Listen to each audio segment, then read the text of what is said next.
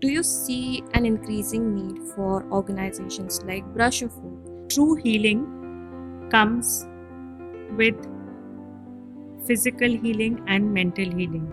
As the world is ever evolving, we have to put in a lot of efforts to ensure that everyone around us is emotionally secure.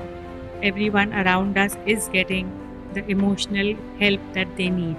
It was, I think, a very surreal moment for me to walk into that exhibition to know what Swara went through.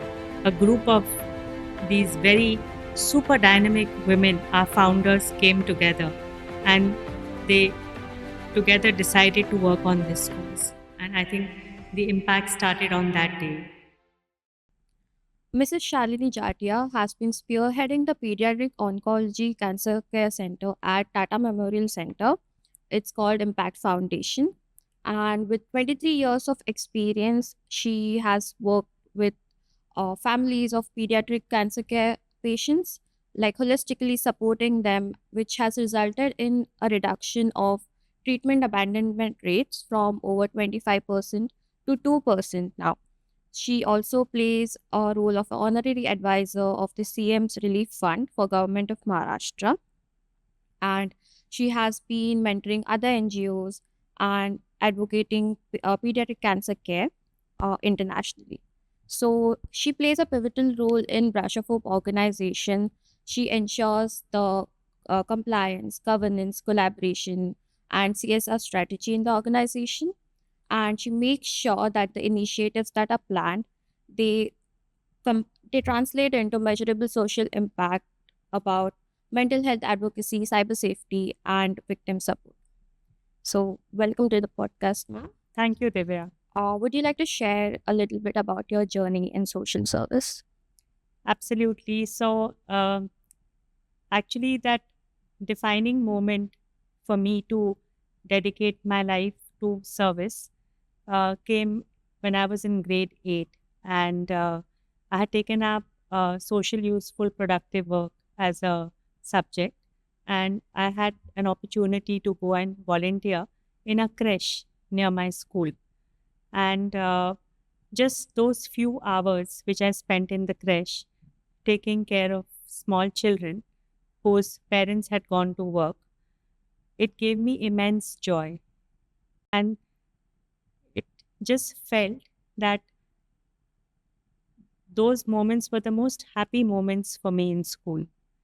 And I think that was what led me into volunteering with different organizations through my school life.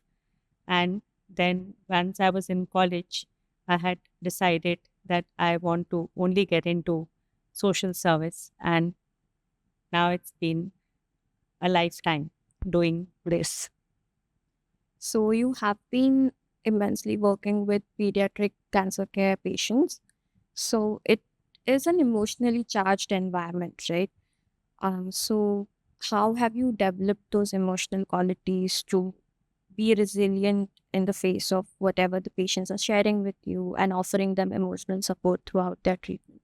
There's a whole history to my uh, life in service over the past almost 25 years. So, when I was earlier in Breach Candy Hospital in Mumbai for 5 years, I was uh, more observing patients, helping with administrative work in their charity ward, and also understanding a lot about the socioeconomic strata from where these uh, non-affording patients come from, what is the kind of help they need. And I particularly got into pediatric cancers when I transitioned from Breach Candy Hospital to Tata Memorial Center. This was in 2002. So it's my 20th year at Tata Memorial Center.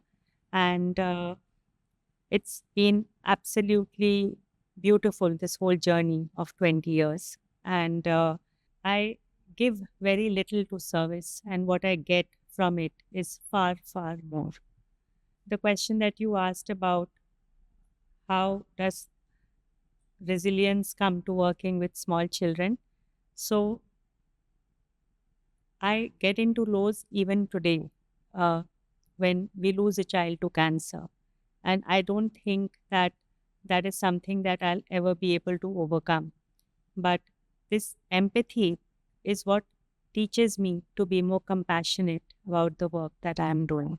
So you have been working with families through your holistic support because the treatment abandonment rates were quite high when you had started.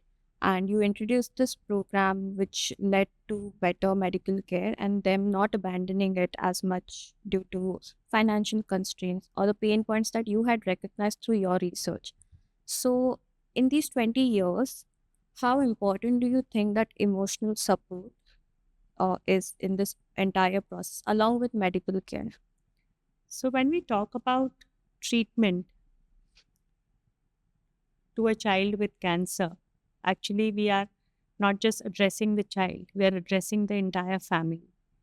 And we, the actual treatment, the modalities of treatment is a part of this whole journey.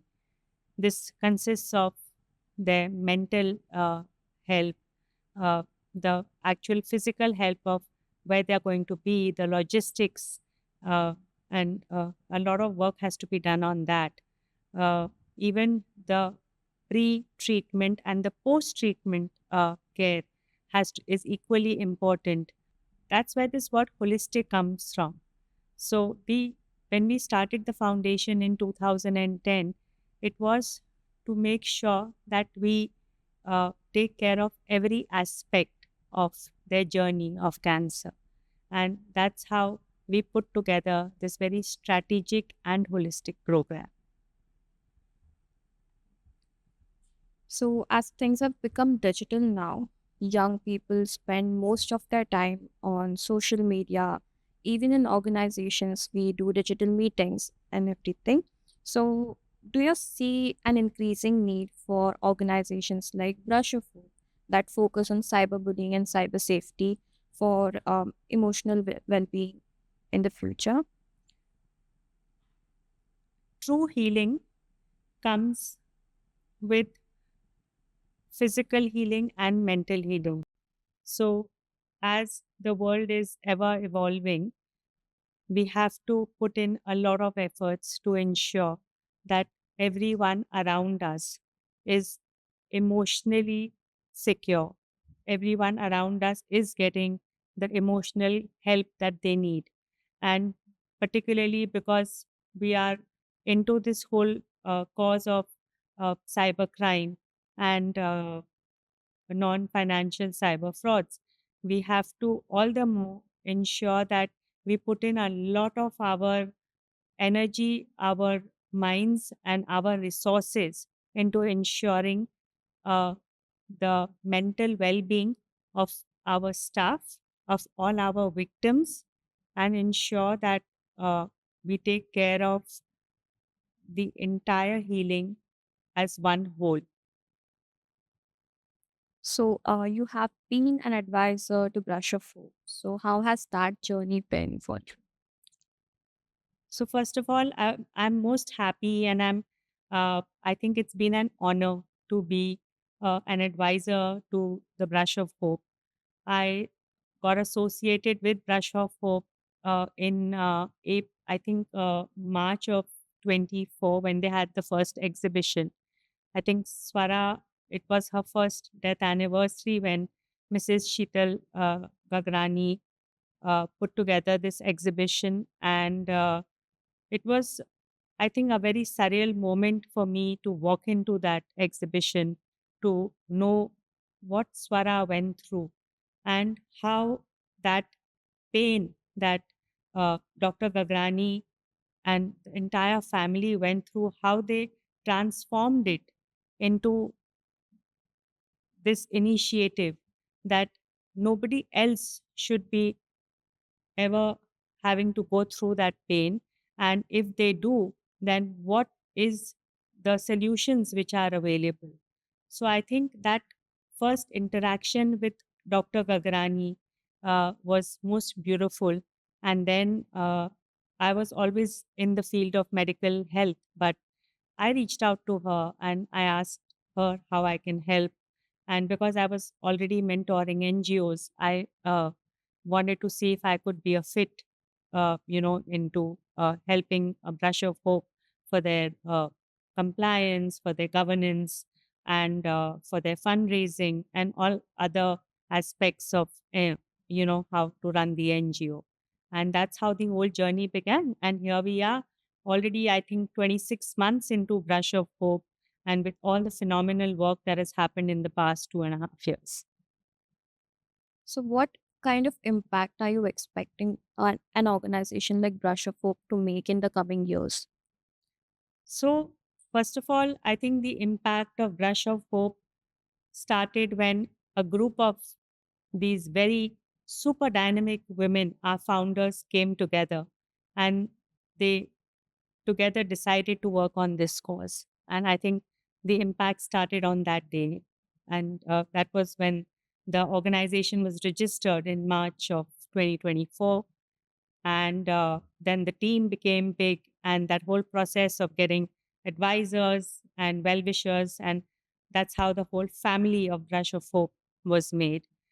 And we continuously need to evolve ourselves, because just the way the world is evolving, the organization needs to learn, it needs to continuously research and grow to address the challenges of what the society is being faced with today in terms of cybercrime.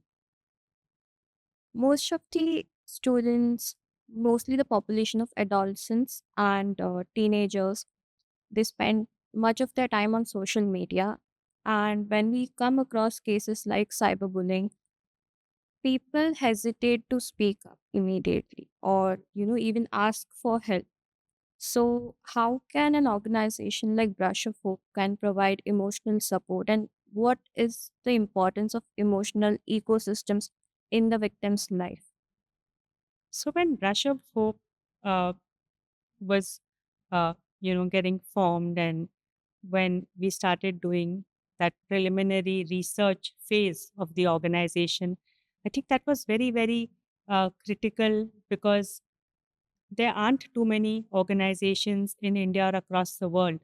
There are a handful of organizations that are addressing the problems of cybercrime, particularly non-financial cybercrime.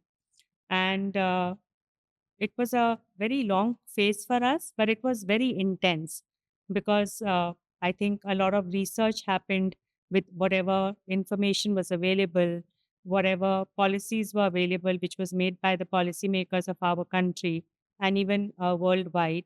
And then we did a lot of ground work, like visiting police stations, talking to staff, visiting NGOs, talking to the NGOs which were already formed by then. And I think that was very important, to put together everything, make sure that we have very authentic information before we start putting it together, compiling it, and then making it available for everyone's use. So then, after this research phase, the next phase was to put it together and launch our website, to launch our social media handles, and simultaneously, we started work on the app.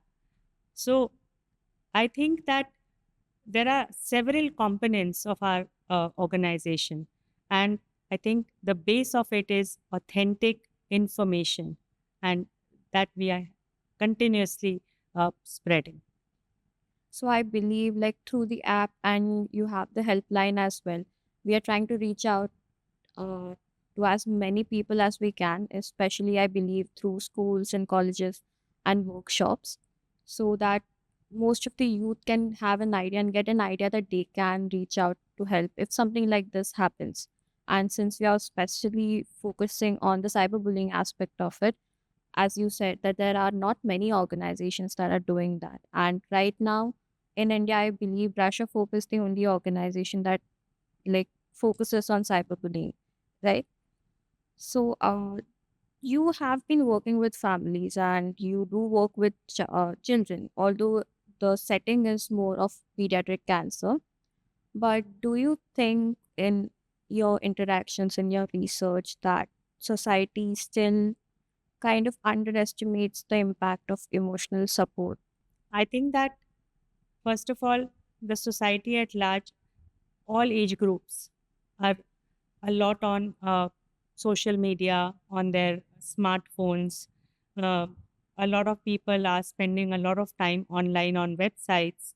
And I think the real relations and the real bonds have somewhere gone down.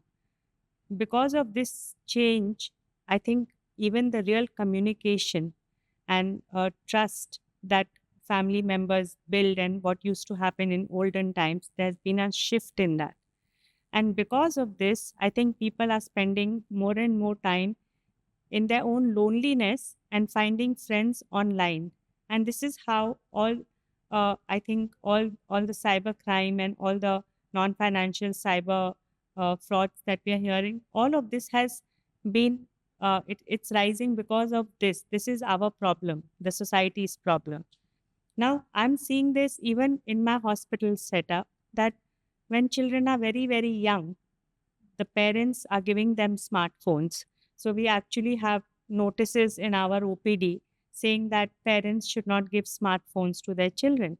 So much so that I even see 1 year olds who are actually uh, breastfeeding the while the child is being breastfed, the mother's holding the smartphone in one hand and showing it to the child. So this is how early the exposure to mobile phones have become.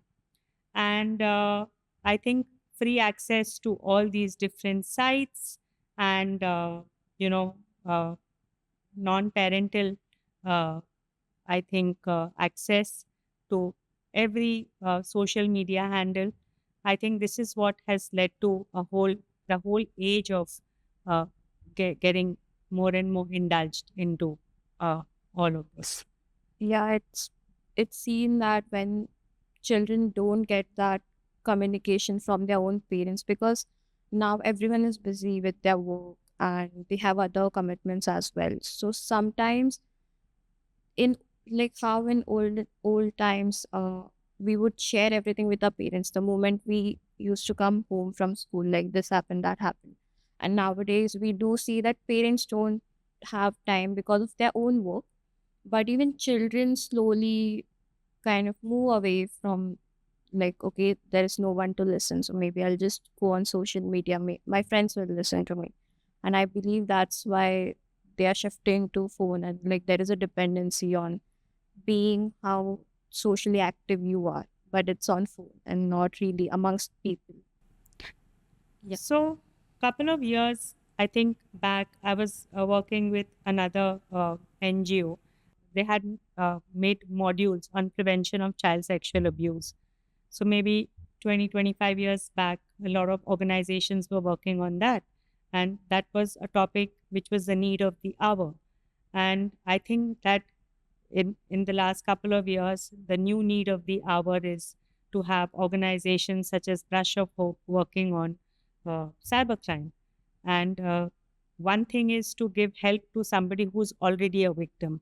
But the larger responsibility that all of us at Brush of Hope has is to spread awareness at across all age groups. So whether it's school, whether it's college, whether it's the different organizations, and even individuals across through our social media, through our app, I think it's very important to spread awareness on what is the importance of communication amongst friends, amongst family, and how important it is to trust friends and family, and how important it is to not trust people online who you've never met or seen. So I think this awareness is very important, and it is our responsibility, the responsibility of all of us at Brush of Hope, to spread that. And then we are the other verticals where we are holding workshops, we are taking this to different stakeholder groups. And then the most serious problem that we deal with is to actually address the issues that victims are going through. Yeah. Good. So we have been providing help counseling through a helpline. So how can support systems, so this is also a support system that we have created for the victims. There is a helpline, there is our app through which they can reach out to us. they also have the option of reaching out through our email. So this is kind of our support system that we have created for the victims. But how can such an emotional support system shift from crisis response towards like more emotional prevention and early intervention? So I think we have to work on both aspects equally. Uh, there are so when actually there's a victim who has undergone cyberbullying, I think it's a very sensitive time for them and they need help immediately. So that vertical of ours is very important and it has to, again, we have to continuously evolve that. Today we are only in Mumbai. We have to try and, be there across Maharashtra and then be there all across India. So we have a lot of responsibility at hand. uh, the other is to network with all the organizations which are in the same cause, because we don't need to replicate what is already there.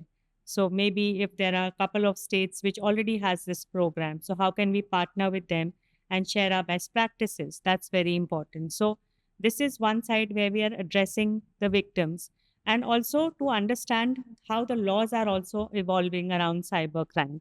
So we, in our research phase, had gone and had several meetings with the legal teams to understand what are the laws which are available in our country for cyber bullying, for cyber crime. What is the help that is available to the victims, and how can they come out and seek help without disclosing their identity or being the fear of being, known by others. So a lot of work has to be done on this, and this and our awareness modules, that has to go parallel. And I think that it's not just about this. Even in future, I think we have to see that how is it that we've already got an app, we've got our website, so we've got our chatbot, so we have to see how can we get, and then we the most beautiful part about our program is our counselors, where people can come into our office and have a one-on-one with the counselor, or people can call us on our call center numbers and speak to our counselors. But I think we need to expand that. We need to have this in several other towns and cities of Maharashtra. We need to grow, because the need of the hour is such that this is very little. There's a lot more to be done. So in a way, we are providing both short term intervention through a helpline as well as long lasting intervention as well through our counseling sessions on one to one sessions that we take in person in our office. So, talking about counselors, the counselors are the front workers in the organization. They are speaking with the victims, taking follow ups with them. So, it can happen that they might experience burnout. So, how can they build up this emotional resilience to keep working with the victims and also maintain their own mental health? When we were trying to form the core team of Brush of Hope, so the uh, trustees were already together. And then Dr. Gagrani was trying to identify who are the people that should get onto our board as advisors. So there's been a whole lot of brainstorming on the kind of people who should be associated. And we got a combination of, we got a doctor, we got a psychiatrist, we got an ex ACP, and there was somebody from the media space, and lastly me. So all of us have come with our own strengths, and the psychiatrist who we have on board, she is continuously working on taking care of the counselors of Brush of Hope. So the important thing is to identify the right counselors with very thorough interviews, and then training them before they're actually coming into the office and becoming a part of the Brush of Hope cell, and then constantly monitoring them and seeing the feedback that is being given by the victims, and then also making sure that they are constantly met with, so that they don't have burnouts and their problems are also resolved. So this is a continuous process that is being followed at the Pressure Hope organization. Moving back to our victims or even general population, what do you think are the societal challenges that the young generation who is spending so much time digitally is going to face in the upcoming years? Like, especially now that AI has taken the center stage, and we see so many cases where people are relying on AI or chatbots to get that emotional warmth that they would otherwise get from their friends. So, how is this going to be a challenge in the So future? when I see the youth of today, when I see the children of today, the young adults, I think all of them are super busy.